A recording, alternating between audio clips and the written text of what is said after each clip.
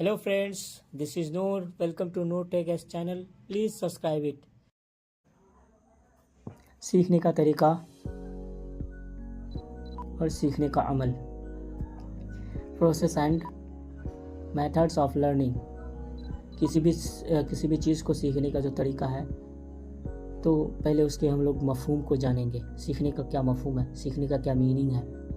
हर शख्स तजुर्बों से सीखता है। सीखने के अमल के जरिए तरीक़ाकार में तब्दीली होती है। तरीक़ाकार मतलब क्या होता है कि कोई तरीका सिखाने वाले होते हैं, और जो सीखते हैं, जिस चीज़ को सिखाया जाता है, सीखना एक अमल है। तरीक़ाकार में हुई ये तब्दीली कुछ वक्त तक कायम रहती है।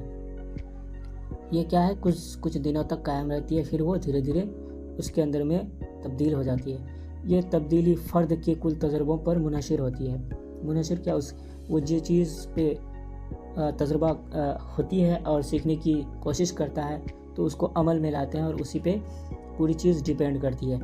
सीखने की खुसूसियात, सीखने के लिए क्या क्या चीज़ों की खूबी होनी चाहिए, या किन किन खूबियों को हम अपने अंदर में पैदा करेंगे जो हम को सीखने के लिए ज़रूरी है। सीखने की अहम खुसूसियात मंदरजा झेल है। इंसान पैदाइश से लेकर के आखिरी सांस तक, यानी तमाम उम्र सीखता रहता है। इंसान सीख कर अपने बर्ताव, ख्यालात, ख्वाहिशात और जज्बात में तब्दीली करता है। जब तक इंसान कुछ नहीं सीखेगा तो वो तब्दीली भी नहीं हो सकती उसके बर्ताव में। उसके ख्यालात नहीं बदल सकते हैं, उसके ख्वाहिशात को वो अपने कंट्रोल में नहीं रख सकता है, अपने जज्बात को कंट्रोल नहीं कर सकता है। तो आप जब तक नहीं सीखेंगे, इन सारी चीज़ों को आप नहीं कर सकते हैं। लेकिन सीखने का अमल इंसान तक महदूद नहीं है। चरिंद परिंद, कीड़े मकोड़े सभी सीखते रहते हैं। तो दुनिया में जितने सारे चीज़ इंसान जानदार चीज़ है, वो हमेशा कुछ ना कुछ सीखते रहता है। इंसान अपने रोज़ाना के अमल और तजर्बा से कुछ ना कुछ सीखता रहता है, जिसके नतीजे में इसकी जिस्मानी और दिमागी नशोनुमा होती है।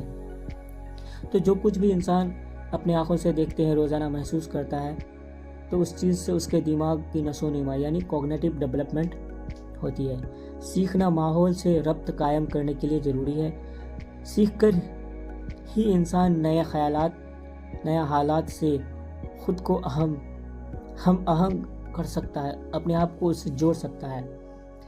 नहीं सीखेंगे तो अपने आप को एक दूसरे से कनेक्ट या रिलेटेड नहीं कर सकते हैं। सीखना कोई नया काम करना है, मगर शर्त है, सीखना कोई नया काम करना है, मगर शर्त है कि वह नया काम ऐसा हो जो फिर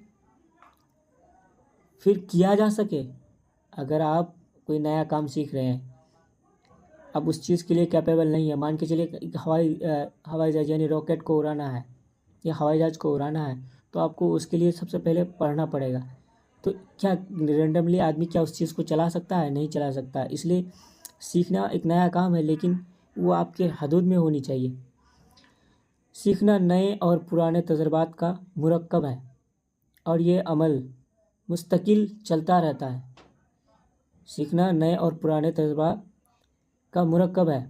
जब आपके पास पुराने नॉलेज होंगे, पुराने ज्ञान होंगे, तो आप नए ज्ञान को जनरेट कर सकते हैं, और ये हमेशा चलते रहता है। सीखने का अमल बामकसद होता है, और बामकसद जितना बुलंद होता है, अगर आपका मकसद जितना बुलंद होगा, आप उतनी ही तेज़ी से सीखेंगे, उतनी ही मजबूती से सीखेंगे।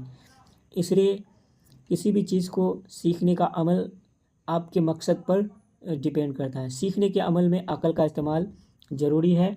अगर आप ये अमल मुस्तकिल जारी ना रखें तो सीखना नहीं कहा जा सकता है। अगर आप इस चीज़ को कंटिन्यू नहीं करेंगे तो इसे सीखना नहीं कहा जा सकता है। सीखने का अमल मुस्तैद ज़िंदगी में मुमकिन है। बच्चा इसी वक्त सीखता है जब वो चुस्त हो। तो सीखने के लिए आपका सेहत भी सही होनी चाहिए, आपके दिमागी हालात भी सही होना चाहिए। अगर ये सब नहीं होंगे तो आप सीख नहीं पाइएगा। सीखने का अमल इनफरादी तौर पर भी होता है और समाजी तौर पर भी होता है। तो जो इंसान सीखता है कुछ ना कुछ, वो दोनों तरह से सीखता है। अकेले में भी सीखता है, अकेले महसूस करके भी सीखता है, और अपने समाजी ज़िंदगी एक दूसरे से जुड़ करके भी सीखता है। तो सीखना दो तरह से हो जाएंगे, आपका इनफरादी तौर पर भी होता है और समाजी तौर पर भी होता है। सीखने के काम में माहौल का बहुत असर पड़ता है। आप जब किसी चीज़ को सीख रहे हैं तो आपका माहौल आपके ऊपर में बहुत बड़ा असर डालता है। तालीम याफ्ता माहौल में रहकर बच्चा अच्छी बातें सीखता है। अगर कोई बच्चा तालीम याफ्ता माहौल में रहता है, पढ़े लिखे को बीचों में रहता है, तो उसके अंदर में जो उसके दिमाग का नशोनुमा होगा वो अच्छी होगा, अच्छी बातें सीखेंगे। सीखने का वह अमल ज़्यादा आला दर्जे का होता है, जिसमें कुछ नई